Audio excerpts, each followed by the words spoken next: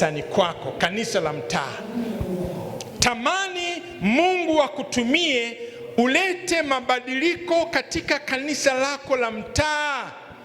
Mungu amekupa karama, amekupa vipawa, amekupa vipaji, vitumie hivyo kuleta mabadiliko.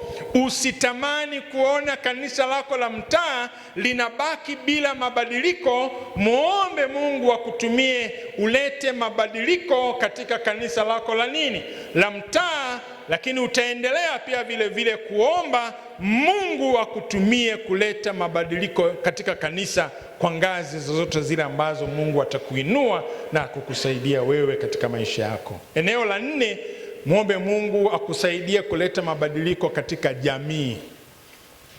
Jamii unayoishi wewe ulete mabadiliko. Mungu akutumie, usiwe mtu wa kusitasita.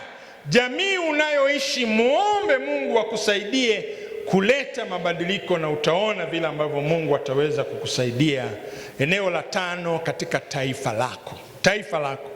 Sisi ni Watanzania, na kama kuna wale wa nchi jirani na wenyewe pia vile vile kuna mataifa 52, 53 katika Afrika.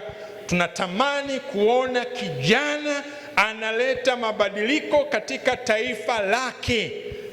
Kwa hiyo ombea Mungu akupe mabadiliko katika taifa, na uone ni kwa namna gani Mungu atakavyoendelea kukutumia.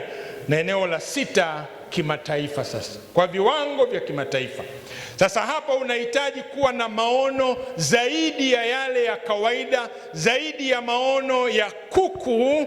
Unatakiwa kuwa na maono ya tai, maono ya kuangalia mbele, na utaona ni kwa namna gani Mungu atakutumia wewe hata zaidi katika kiwango cha kimataifa.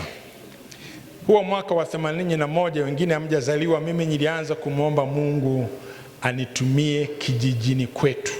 Mimi ni mtu wa Ibadakuli wakati ule, na baadaye tulihamia Kahama tukaenda maeneo ya Kisuke, na kwa sababu hiyo nilianza kumwomba Mungu anitumie katika eneo la kijijini kwetu.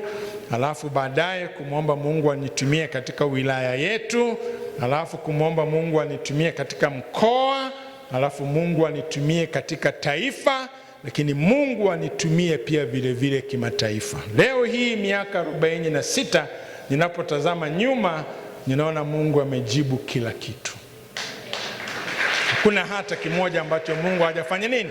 Hajanijibu nilichokiombea kuanzia mwaka wa 81. Kwa ninapotazama nyuma, ninamuona Mungu amefanya. Na mimi wakati ule nilikuwa nina maombi matatu tu. Maombi yangu matatu yalikuwa: la kwanza, elimu yangu, kumuomba Mungu afungue milango kwa ajili ya masomo yangu.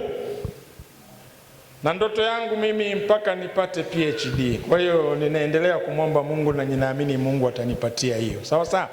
Sio ya heshima, lakini ya darasani kabisa. Lakini pili vile vile nilikuwa ninamuomba Mungu kwa ajili ya familia yangu. Nimekwisha kuambia mke wangu pamoja na watoto. Na eneo la 3 nilikuwa ninamuomba Mungu kwa ajili ya huduma yangu. Sasa leo hii ninapotazama nyuma, ninaona Mungu amefanya nini?